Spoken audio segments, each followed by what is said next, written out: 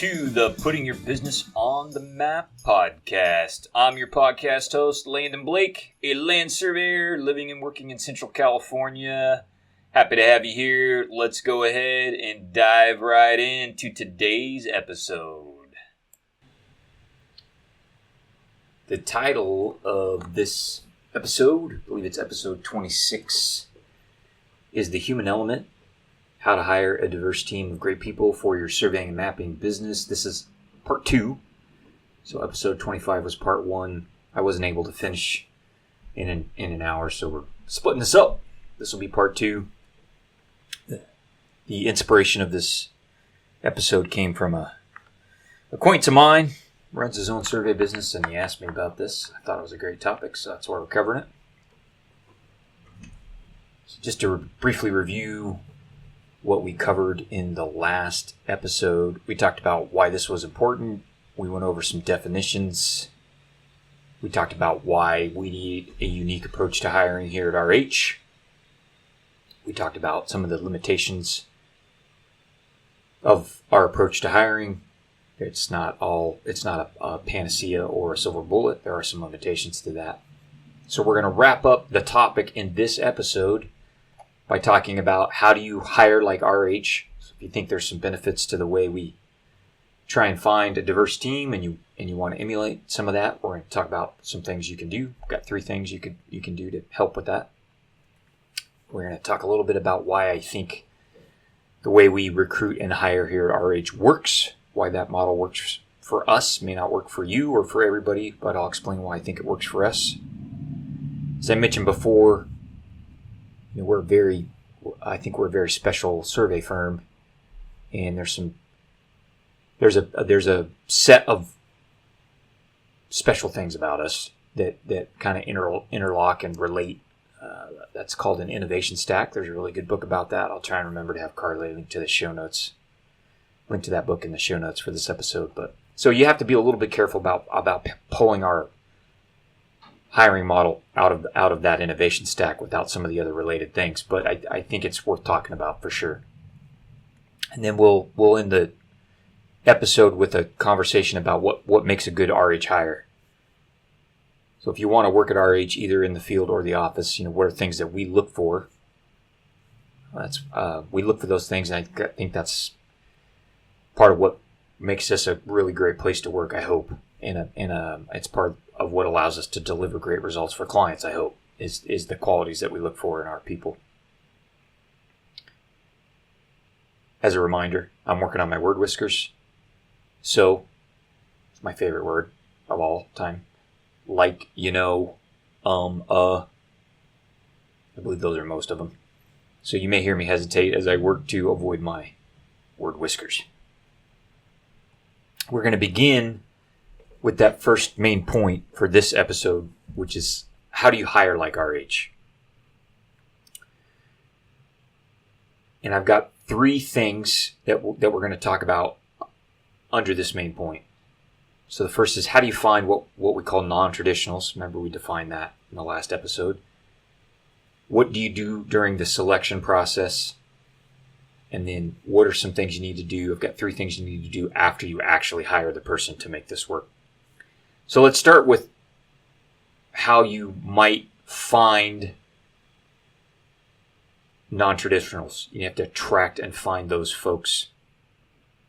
They are not going to be looking for a job at your company in the places that a traditional hire, like a 4-year college graduate or someone that wants to swing a hammer, they are not going to be looking for the job at your organization in the same places as those 2 types of surveyors, which are how typically men usually get into the profession.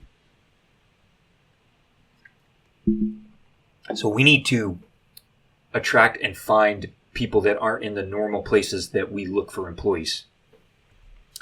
So I've got a few things that you can consider. The first one I believe is the most important, and that's why I put it first on my list. And that is, as land surveyors, we need to change our mental picture of what a good land surveyor looks like. One of the and I want to just say that's hard. It's hard to do that, and I struggle with it. When I think about what a typical land surveyor employee looks like, I imagine myself 20 years ago, and that is a mistake. That is part of the problem. Right? 20 years ago, I was a young white man, college educated, and I need to look for people that did not look like me at 20 or 22. So I really have to work to change that model. And I think many of us in the industry suffer from this problem. We just have this mental image of a young land surveyor that looks exactly like we did when we were 20 or 22 or 24 or 18. And that is very limiting. So we have to change that mental picture. We have to imagine all kinds of different people in that role as a land surveyor. So that's the first thing. Change your mental picture. Change the picture that pops into your head when you think about the next person that you want to hire for your surveying business. And that's a struggle. It takes conscious effort. The second thing you can do to find non-traditionals is think about what the land surveyor of the next generation will need to look like, and try and hire someone that can become that land surveyor. And here's a hint that the land surveyor of the next generation does not look like you. And I need to do a PYBO team extra on this, on what that surveyor might look like. But I think it's going to be someone that is much more comfortable behind a computer, someone who's very comfortable with technology and changing technology. I think it's going to be a person with excellent soft skills, so good team players. And it's not going to be the gruff, crusty, Lone Ranger, rude, crude, physically tough white male. That doesn't mean there isn't a future for white males in surveying. I think there is. I have a couple young Caucasian men that work for me, and I hope they have a future in surveying. But they can't. Those young Caucasian men that I have working for me cannot be like this party chief of 20 or 30 years ago. That isn't going to work anymore. They have to learn to be different.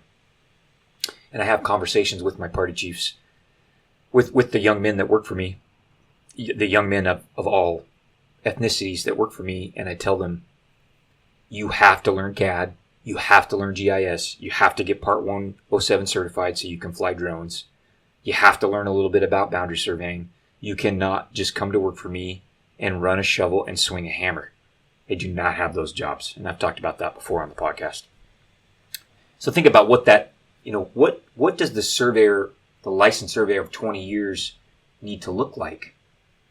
And I think that could be a woman as well as a man. I mean, it's just as likely or more likely to be a woman than a man. That person, I think, will be articulate. They will be meticulous. They will be well educated, whether it's formal education or informal. I think they're going to be knowledgeable of the law. I think they're going to be very comfortable with technology. I think they will be comfortable in a pair of work boots as they are in a pair of business slacks and dress shoes or high heels. That's, to me, that's the land surveyor of the next 10 or 20 years. The other thing I would encourage you to do when you look for non-traditionals is to look locally first. We're uniquely positioned to work with team members across the country. In fact, I tell and we need to do a whole episode on remote work. But we are way more supportive of remote work than I think most surveying and engineering companies here at RH. But despite that ability to facilitate remote work, when I need to hire, especially an entry-level employee, I always start looking here in Oakdale. And then I kind of widen that circle. If I can't find a person in Oakdale, I'll look in Modesto or Stockton. So I always look locally first. And when I'm not doing this right now, but when I'm looking for entry-level people, I carry a little letter with my business card on it. The letter kind of introduces me and the business and talks a little bit about the job opportunity I have. And I hand that out. I hand When I'm at a local, grocery store or fast food restaurant and I see a young person with hustle, female or male, light-skinned or dark-skinned, doesn't matter. When I see a person with hustle, I will hand them a letter and tell them to call me. I've done that at a sub sandwich shop, at our local grocery store, at one of our local restaurants, at a local tire shop. There was a young lady I saw working in a tire shop. It just blew my mind. This young lady, she might have been 18 or 19 or 20, and she just, it's this little tiny thing, and she was just tossing around them big old truck tires and outworking all the fellas in the garage. And I grabbed her outside. My truck was there getting some tires. The tire manager probably isn't happy about this, but I grabbed her outside and I was like, man, I respect your hustle. I was like, if you ever want to do something besides work in a tire shop, you need to call me. And she smiled and said thank you. And she never called me, but you just don't know. Sometimes sometimes they call. So I encourage you to look for people that hustle in your local community. There's people I want to be careful about how I say this. There's no shame in working at a tire shop or a grocery store or a Subway sandwich shop. There's no shame in that. And I've done all sorts of jobs like that. And I would do it again if I needed to support my family. But I think as a surveying business, you have fantastic opportunities for the properly motivated young person. You can pay them more money. They can learn. To some extent, you can expand their universe a little bit. They can learn really fantastic skills. I mean, I love surveying. I'm super passionate about it. I feel like it might be what I was born to do. And I love the ability to share that with young people, that career opportunity. And so don't undervalue that. There are people in your community. I don't want to say they're working a dead-end job, but they might be working a job that will never offer them the type of opportunities that they will have at your survey business, and you shouldn't be ashamed to encourage people to consider that. So I always start looking local. However, I will hire remote, and at times we've done that. So I am absolutely willing to consider a person with the right skill set that wants to work remotely. I think that takes a unique set of skills and the right kind of work ethic. But I would absolutely hire somebody that would work full-time remote. And then the last thing I have is tap your network. So one of the things we regularly do at RH is we just talk to our employees and our friends and our family, Brian and I, and we hire people that are friends of the company in one way or another. That's probably how I found 80% of my hires. Now, one of the challenges we're having as we've grown is we've to some extent we've tapped out the people in that network that are a good fit. So everybody that is a friend or family member of a current RH employee has probably already come to work here. In fact, and sometimes we're out 2 connections on that network.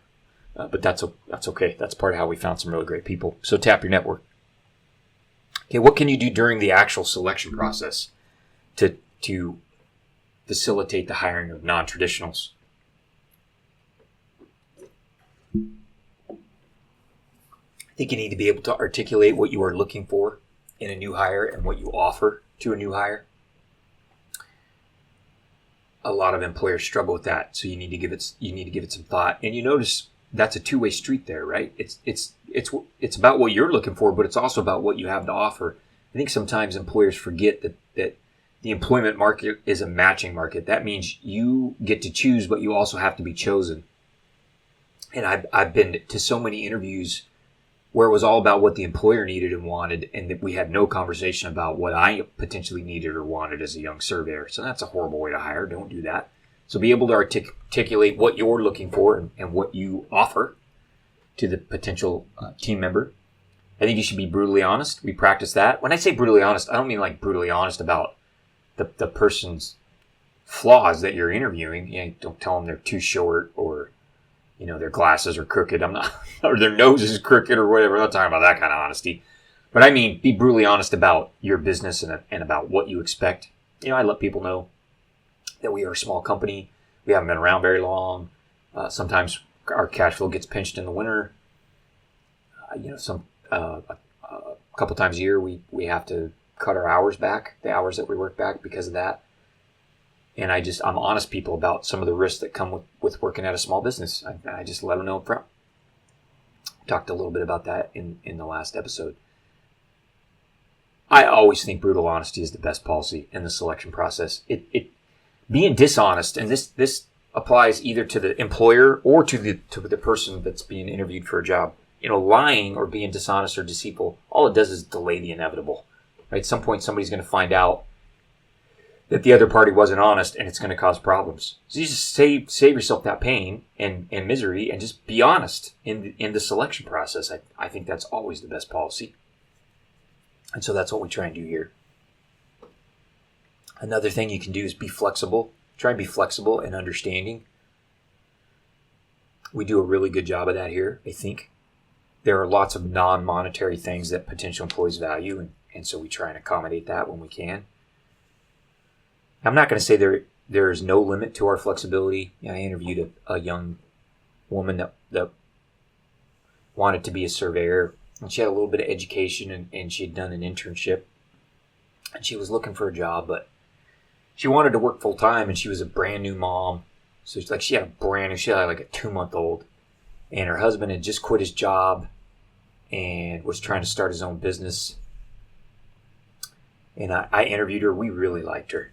And I think she was very intelligent and hardworking.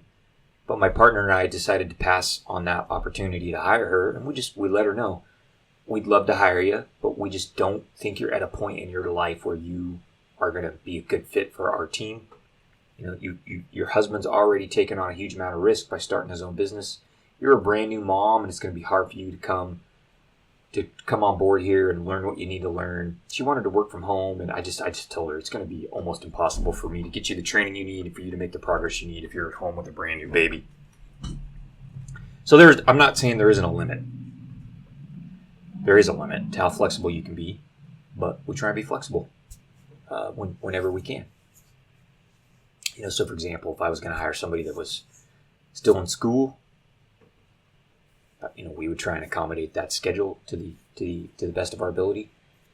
Even if it was a field person, if I knew they had classes on Tuesday and Thursdays, I would try and keep them in the office on those days. So, the more flexible you can be as an employer, the more options you're going to have in the labor market. And the other thing is I'd be understanding. I've written before. It's on my website, landonblake.com, but I've written about how my own struggle with anxiety and depression, I think, has made me more empathetic and able to support people that also suffer from anxiety and depression. And so that understanding or empathy on my part has allowed me to hire people that would potentially get looked over by another employer. So I think that's also important. Another tip is to use a written offer letter. We do that with every single hire. We have a good offer letter template. It's 2 or 3 pages, but talks about a lot of stuff. Maybe we'll do a PYB OTM extra, and I'll talk a little bit about what is in our offer letter. My offer letter has gotten tailored and a little bit longer as I've been through the hiring process, because I find that having a good, well-written offer letter avoids misunderstandings in the first 6 months to a year. We also spell out to a new team member what needs to happen in the first 90 days. We include that in the offer letter. So we usually set some goals for the first 90 days. And I also let folks know I'm going to come to you after your first 90 days and just find out if you think the job is for you and if you think this company is for you, because we are special and we're not a good fit for everybody. And I don't want to continue to put a huge investment into people. I tell them at 90 days, if you're not really sure that this is where you want to be, we probably need to end this relationship. And so we let them know that ahead of time. And then we also try in that offer letter to set some specific goals and compensation increases for the first between 6 to 18 months, depending on the position that's being filled. What can you do after you hire a non-traditional to support them and make sure they succeed? It's not, right? That's important. It's not just finding that person and getting them through the selection process. You waste all that time and energy if you don't hang on to them, right? So you want to get them in the door, he or she, get them in the door, and then you want to help them succeed. So make time for your new hires as a principal, spend time with them. I know that's hard. I get busy and don't spend as much time with our new hires as I should, but I find when I finally do make the time, I never regret that. I always am thankful that I stopped and made time. Yeah, we've got a new drafter. Her name is Cosette, a new survey tech. She's doing a great job. And a couple times, maybe twice in the last 2 weeks, I've been able to stop and just spend an hour or two with her in the afternoon. Just her and I working together. Me kind of sitting behind her. And that time has been so valuable for her and for me both, for both of us. Allowing me to get to know her and her personality and her strengths, and giving her some of the critical training she needs. There's just no same thing with Miriam. I was able to sit down with Miriam, our new marketing person. I was able to sit down with her for an hour or two and talk about some things we wanted to accomplish in the business. And so valuable that time, so valuable. My time is the most expensive in the business. And it's not too expensive to spend that time with new hires. Do regular check-ins. We haven't talked about this a lot on the podcast yet, but we have something we call monthly look-aheads that we do for all of our team members, that we try to do. And then with new hires, I try and check in with them once or twice a week for the first few months. Just take their temperature, see if they're struggling with anything, see if they have questions. I think that's important. It shows that you care about them as a leader and that you want them to succeed. And then I mentioned this a little bit earlier, but I think if it becomes clear that somebody is not a good fit or isn't working out, you cut ties early. And you don't have to be nasty about it. You can support them as they look for another job. I mean, I've been in situations where I've told somebody that they could work for, continue working for me for a month or two while they look for another job. When we determined that they wanted to make a move, I didn't just immediately put them out on the street. Said, hey, I've got work. You know how to do your job. You can stay with us. You can stay with us for a few weeks while you try and find another opportunity. And I told them I can't leave that open ended. But I'll give you 2 or 3 months. But start looking, find something that you think would be a better fit. And she did. This person, the last person I did this with, it didn't take her 3 months. In about 6 weeks, 4 to 6 weeks, she found a good opportunity that she was interested in. And she took that. And so you don't have to be nasty just because somebody's not working out, and you don't have to immediately put them on the street either. I don't think that's not a good way to handle that situation. That's going to wrap up that main point, which is how, if you want to hire more like RH, how do you do that? How do you hire non-traditionals? We're going to take a quick break. We're going to hear from our sponsor for 30 seconds or 60 seconds, a minute. When we come back, we're going to talk about why do I think this RH hiring model, this model where we try and attract and hire and retain non-traditionals, why does that work? Would you like to manage your land surveying or civil engineering data in a GIS? Do you work for a small organization or utility company? Have people told you that there isn't a way to get started with GIS for your data unless you have a $3 million budget and a dedicated ArcGIS server in your basement? That just isn't true. You can get started with GIS for a few $1,000s using QGIS and the expert consulting advice from the team at Redefine Horizons. We've been using open source software like QGIS to manage land surveying and civil engineering data for over 20 years. Call us to see just how easy it is to start. We can help you do an initial GIS needs assessment for your organization and introduce you to QGIS on the desktop for no charge. You can find our team on the web at www.rh-survey.com. Thank you, RH, for that sponsorship of this episode. We appreciate that. The next main point we want to cover, or that I want to cover in this episode, is why does the RH hiring model work? I mentioned in the first part, so this is the last episode, that I don't have this all figured out. In fact, just even in the last 6 months, I've realized that I need to tweak the offer letter that we use and the interview process a little bit. Part of that is my HR person has been helping me to see where I can make some improvements. And so I'm still working on this as a work in progress. But we have a good model, I think, overall. And I take pride in the fact that we're able to find non-traditional survey employees, and we find them, we hire them, they come here, and they are successful. And I'm really proud of that. I think my partner Brian is proud of that as well. So why does this model work? So I have 3 things, I think, about RH that make this model work. So one is we find team members that aren't primarily motivated by money. Now, that doesn't mean the money isn't important. It is important. People come to work for you because they need to make money. And I would tell you that I think we pay above market.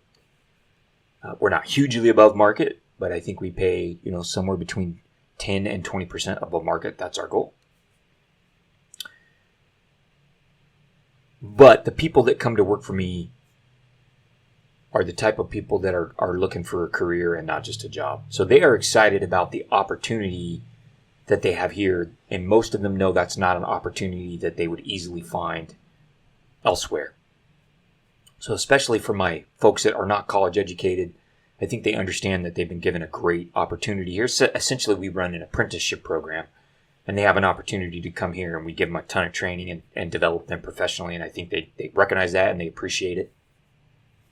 And they're here partly because, besides the fact that Brian and I are ruggedly handsome and fantastic individuals, the other reason they're here, besides that and the money, is they know that they're going to be developed professionally here, and that's an important benefit that we offer non-traditionals, and I think they appreciate that.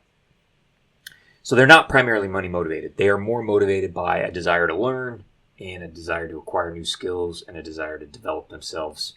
And so we purposely look for we filter for those kinds of people. I tell folks all the time that come to me about a job, because that happens once you own a business, you get approached a lot. You get approached a lot for a job. And I let people that approach me about a job know, you can't come to work for RH and then be on autopilot or cruise control. Like, I need people with their brains plugged in that are going to take this job seriously and that are going to invest in their skills. And most of our people fit that description. Another reason I think this model works, our hiring model works, our ability to find and hire non-traditionals, is we work hard to provide people with what they need to quickly upskill. I have people walk in the door here that don't know anything about land surveying. And some of them have rough computer skills, and some of them, even their math skills might be a little rusty. And we quickly address those weaknesses, and people develop here very rapidly. And so we try and provide a framework that facilitates that. We use video as a training tool. I've really found that video is a powerful training tool. What it essentially does is allows Brian and I to multitask to some extent. We can teach our new folks via video, pre-record video while we do other things. And we built up a pretty impressive library of training videos. This is a work in progress, but we do try and have a set of guidelines, workflows, and checklists that allow people to master entry-level tasks here fairly quickly. We haven't done a good job of this yet, but we're working to integrate some testing. So we're going to try and start to test our folks a little bit on some of their basic kind of core skills. So I'm working right now to wrap up a exam that tests their kind of core survey math skills. We're going to do another one on job management or project management. And I've started working on one for basic CAD skills. So we're going to actually allow our people to test and evaluate themselves. Part of the reason we're doing that is I think it helps the employee have a realistic view of their own skills, and it also prepares them for the LSIT and LS, which I think is important. And I need to do a PYBO Team Extra on testing. So that's still fairly new for us. It's something I've been working on a few months. We haven't rolled it out yet, but I hope we do this year before the year's over. And then we also are working on tailored professional development plans for each team member. So each team member that wants one gets a customized professional development plan and it looks at their core skills and things they want to specialize in, and soft skills that they need to work on. That takes a lot of time. It's my time and the time of my HR person and the time of the employee. The last reason I think our hiring model works here at RH is we have a culture that supports it. So we have a flat structure here. Brian and I are not big fans of hierarchy and multi-level org charts. Our internal teams tend to be very fluid. We have some teams that stay the same, either teams assigned to major clients or teams that handle things like our field surveys or our CAD management. But our typical job teams are very fluid. So people find they are working with a different set of coworkers on each project, each job or project, and that is intentional. So our internal teams are very fluid. We teach our employees to teach their coworkers, and we're just finally starting to really see the benefits of that. I've got a kind of a layer of people between me and the entry level folks now. So, Cameron and Austin and Elena, for example, are able to teach James and Bob and Cosette, our newest hires. And so we're at the point as a business where Brian and I I don't teach people how to do CAD anymore. I have people now that I've taught to draft that now are teaching the new drafters, and that's fantastic. It's a wonderful thing. I'm very, very proud of it. So you cannot come to work here and succeed at our company if you want to hoard knowledge. And that's part of our culture. Part of our culture is you're going to be taught freely. You need to freely teach others. And that, I think that part of our culture is what makes this hiring model successful. One of the things that makes this hiring model successful. And it scales well, right? I can't train every person that comes to work here as we grow. I need the people I've trained to train others. The other thing we do here, we try and push this idea to our team that we succeed and fail as a team, not as individuals. Now, I try and take some individual accountability for every failure that happens here because I'm the licensed surveyor and the majority shareholder. But, I let people know I expect you to look out for each other. Whether you're on a field crew together or if you're working on a job team together, we fail and succeed as teams here. So when there's a problem or an issue on a job or a field survey, for example, I don't want to sit around a table where my team members are pointing the finger at one another. That is not our culture. You succeed and fail here as a unit, as a team, and I'm going to hold you accountable as a unit or a team.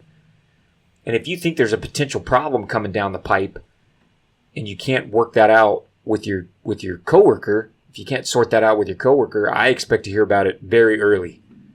I don't play this game where after the failure happens or after the mistake is made, where people sit around the table and point fingers at their team members. At that point, it's too late, and I'm going to hold you accountable as a team, as a unit. And so I think that culture, flat structure, fluid teams, the top becoming teachers, and this idea that we succeed or fail as units, not as individuals. I think all those things that we try and make part of our company culture here are part of why this model where we find and hire and retain non-traditionals, why that model works. Next main point is who makes a good hire at RH. Now, I want to talk about that not because I think you might want to come to work for me, although that would be fantastic. But I want to talk about who makes a good hire here so you can understand if you want to imitate or emulate some of our hiring model, who might make a good potential team member for your business or organization. We're going to take a short break, hear from our sponsor, and then when we come back, we'll go over, I think I've got, 9 or 10 qualities that we look for in potential team members here at RH. Google Earth is a great tool. It is the software that brought the power of geospatial data to the masses. A lot of land surveyors use Google Earth to manage their data. However, your organization can quickly outgrow Google Earth for survey data management. Is there a better way? Yes, you can use QGIS, an open source desktop GIS, to manage your organization's land surveying and civil engineering data. The team at Redefine Horizons can help you do that. They've got decades of experience managing land surveying and civil engineering data using open source GIS tools. The best part is this doesn't need to cost $1 million. It is very easy and inexpensive for your organization to get started with QGIS. As a bonus, QGIS can import and export the KML files used in Google Earth. That means you can still use Google Earth when it makes sense. Check out Redefine Horizons on the web at www.rh-survey.com and let us know how we can help get you started with QGIS. There's no charge for your initial consultation. Appreciate that support from RH there. Reach out to those folks if you are interested in learning how to use QGIS, open source desktop GIS program at your surveying or civil engineering organization. The team there at RH can help you with that. To wrap up the podcast, our last main point for this episode is, who makes a good RH hire? In other words, what kind of qualities or characteristics do we look for in a potential team member? I wanted to talk about that because we don't look for the things that your typical survey company looks for. We look for different things. That's part of how I hope we end up with a diverse team. Remember, I talked earlier in the episode about how you have to change your mental picture of what a land surveyor looks like, right? It doesn't look like you. It's not the 22-year-old version of Landon Blake. That's not, if you picture the 22-year-old version of Landon Blake when you think about your next survey hire, you are not going to end up with a diverse team, right? Because I am more of your traditional land survey employee, right? White, male, college educated. So who makes a good hire then at RH? What things do we look for? One of the challenges to our hiring model, and I didn't talk about this earlier, is we don't use a bachelor's degree or even an associate's degree as a proxy for quality as a land surveyor. Both my partner and I, who by the way, we're both college educated. I have an associate's degree and he has a bachelor's degree. We both have come to the conclusion that degree is not the signal of value to an employer that it used to be, and maybe that it has never been the signal of value that it has claimed to be. So we're highly skeptical of that, and I don't think we're alone in that. I think more and more people are becoming skeptical of that whole system, higher education system in America. I don't want to get totally sidetracked on that, but we are, I don't want to say that we're at a disadvantage, but we have to work harder to find good candidates because we're not using a bachelor's degree as a proxy for quality, basically, or value as an employee. So what are the things that we look for then? I've got 1, 2, 3, 4, 5, 6, 7, 8, 9, 10. 10 things. There's probably more, but these are the 10 that I came up with. Number 1, you want to work hard. Now, how do you figure that out about somebody? It's tough. You can determine some of that, I think, by their work history and even by the way they talk about work and the jobs they've had. Some of that you just have to hire. You just have to hire and see how it pans out. But we look for people that want to work hard. You'd be surprised how much of that vibe you can pick up in an interview. We look for people that want to learn. We talked about that before. That may be those two things may be the most important. That you want to work hard and you want to learn. If you can do those two things, I can work with the rest. But those two are kind of my must-have. Got to be a hard worker. You have to want to learn. I mentioned this earlier, but number 3 is you want a career and not just a job. I tell people if you just want a job, if you're just looking for a paycheck, this is not the right place for you. Go to Amazon and stack boxes. They'll probably pay you a little better, at least in the beginning. I'm looking for people that want a career. We're looking, number 4, for people that are willing to invest in their own skills. This is a struggle with the generation of employees that are under the age of 30. They just they just want all their training to come on the job. And so we are regularly having conversations with our folks under 30, explaining that we expect them to make some modest investment in their own skills. I just had a conversation like this yesterday with one of my under 30s. So we look for people that demonstrate some willingness to do that. We look for people that can practice humility. You are not going to do well in our company culture if you are not able to practice humility. So I look for people that are willing to own their mistakes, that will take ownership and accountability, that will acknowledge and work on their weak areas. And part of being a good learner, being a good student, is being humble. If you already think you know everything, you're not going to be a very good student, right? So we look for people that can practice humility, and that is a somewhat rare quality in people. You have to be able to tolerate risk. We talked about some of the reasons why. We're a small business, and we are trying to innovate and run a different kind of survey business, and that has extra challenges, brings extra risk. So you have to be able to tolerate risk. You need to be able to pay attention to detail. It seems that the young men I hire struggle with this more than the young women. That's just a generalization. There are exceptions to that, but we tell especially our young men, you have to show up here Monday morning at 7 a.m. or 6 a.m. with your brain plugged in. You can't be thinking about the pretty girl you met at the bar last night or what you're going to be doing for fun. Today when you get off work, you got to be focused and you got to be paying attention. So pay attention to detail. We look for people that like to draw. That's a plus. If you like to draw, if you like to be outside. So if you enjoy being outdoors, you got a little bit of an artistic flair, creative flair. You like to draw or paint or sketch. And then the last thing is we look for people that are willing to be pushed outside of your comfort zone. If you are looking for a comfortable job, RH is not the place. I don't get to be comfortable. I don't think my partner Brian gets to be comfortable. I wake up every day and my competitors are trying to, and sometimes my clients are trying to eat us for breakfast. So I don't get to be comfortable or complacent, and my team members don't get to be comfortable either. So you don't come here if you want to be comfortable. And I tell our employees, when it comes up in conversation, you have to be ready for a little discomfort here.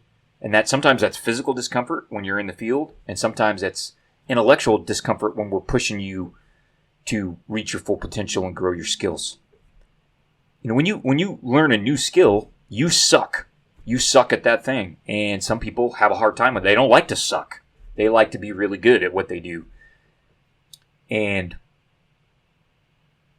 that's not going to work at RH. You are going to come here and be forced to learn things that you don't know and things maybe even that you don't like. And you are going to suck at those things at first, and we don't care. We expect you to struggle, and we expect you to bang your head on the concrete a little bit. Now, we'll give you support and encouragement, but we do not save people from struggle here. That is when you come here as an entry-level drafter and you're learning Kogo, a modern subdivision map, you are going to dork some things up. And your map isn't going to close, and your curves are going to be pointed the wrong direction. And we are not going to just swoop in it all the time and fix that for you. We're going to let you beat your head on it. That's how you learn. I've got a party chief right now. He's good kid, good young man. Works hard, smart. I let him occasionally screw stuff up. I will send him out with a task knowing he is going to dork it up, and he dorks it up, and I let him. And he brings it back and he says, "Why did you let me dork this up?" And I said, "Because next time you were in this situation, you were going to think about how hard this was to fix and what a pain in the butt it is. And you're going to think more carefully about what you do in the field." And so I'm a firm believer in making people clean up their own messes. I think that's an important part of the learning process. You got to let them make the mess, and then you have to make them clean it up. So you have to be willing to deal with that discomfort here. If you can't handle discomfort, you are not going to succeed here. So let me just run through that list again real quick. You want to work hard. You want to learn. You want a career, not just a job. You're willing to invest in your own skills. You can practice humility. You tolerate risk well. You pay attention to detail, or you can work on that. You like to draw. You like to be outside, and you're willing to be pushed out of your comfort zone. Those are the 10 things that we are looking for in a non-traditional hire. that's going to wrap up our episode. Appreciate you guys listening. This was part 2. Just to review, what did we talk about in this episode? Part 2, we talked about how do you hire like RH if you want to emulate or imitate some of our hiring process. Remember the key thing, change your mental picture of what a land surveyor looks like. We talked about some reasons why I think the RH model actually works. A lot of that has to do with our culture and the kind of business that we're running. Might not work for you. But that's why it works well for us, I think. I don't claim to have all that figured out, but I think that's why it works well. And then we just talked about the 10 qualities that we look for in a non-traditional hire here at RH. So our next episode, we're going to return to our series on finding good clients, and we're going to talk about segmenting your market and using marketing personas. I already have some of those episodes. I already have that episode outlined or scripted. I might have recorded some of that. I don't remember. But if not, I will get it recorded here in the next few days, and we will talk some about that. That's probably something that a lot of land surveyors don't think about, is how to segment their market or what a marketing persona is. So Miriam come to work for me. She didn't know very much about that. I wanted to teach her, and I thought I would teach you guys while we do that. While I teach Miriam, I will teach you. You will learn with Miriam. So we'll talk about that in the next episode. I believe that will be episode 28. Thank you for listening. Don't forget, if you want help with QGIS, reach out to the team at RH. That's our sponsor for this episode. And thank you for listening. As we wrap up the podcast today, I want to do a couple things. I want to let you guys know where you can find the podcast. And I also want to let you know how you can support the podcast if you've enjoyed it. So let's start with that first thing. Where can you find the podcast? The podcast lives on the web at landonblake.com/PYBOTM. So if you go to my website, landonblake.com, up at the top, you'll find a menu. Go to Learn. It's the second link in the Learn menu. That'll take you right to the podcast. We have got links to download all the episodes there in MP3 format, and we also have the show notes. You can also find the podcast on YouTube, youtube.com/PYBOTM. All of the episodes are also uploaded there. We have the podcast on Spotify, so you can find the podcast in all of those places. Second thing, how can you support the podcast? There's a few different ways you can do that. If you'd like to sponsor the podcast, reach out to me with an email, phone call, or text message. We can talk about your job opportunity for senior land surveyors, or if you have a high-quality product or service for land surveyors and mappers, we could also talk about that on the podcast. You can also subscribe to the podcast on YouTube or Spotify. Tell a friend about the podcast. Share one of your favorite episodes on social media for us. And then finally, if you'd like to make a real difference, you can go to the On Point Workshops page at Patreon. We've got a tier there, membership tier for $20 a month. You can join and support the podcast, and you get extras. We call them PYBOTM extras there. So we try and do 1 or 2 extras from each episode, video and audio, as just a little thank you to the folks that support us for $20 a month. So if you got the price of a medium pizza in your budget and you want to support the podcast, the best way to do that is on Patreon. That will help me pay for Carly. Carly is the virtual assistant and digital marketing extraordinaire that helps me with all of the unseen back-end work on the podcast. So editing, maintaining the web page, doing the show notes, that kind of stuff. Carly's great. I'd like to keep her around. One way you can help me do that is by becoming a subscriber or a member on Patreon. So appreciate everybody that's done that already, and I also appreciate the thank you notes I've gotten from several of you for the podcast. That makes a difference. I know everybody's busy. I appreciate you guys taking some time out of your busy schedule to send a thank you note. So please support the podcast, and we will catch you guys on the next episode. Thanks.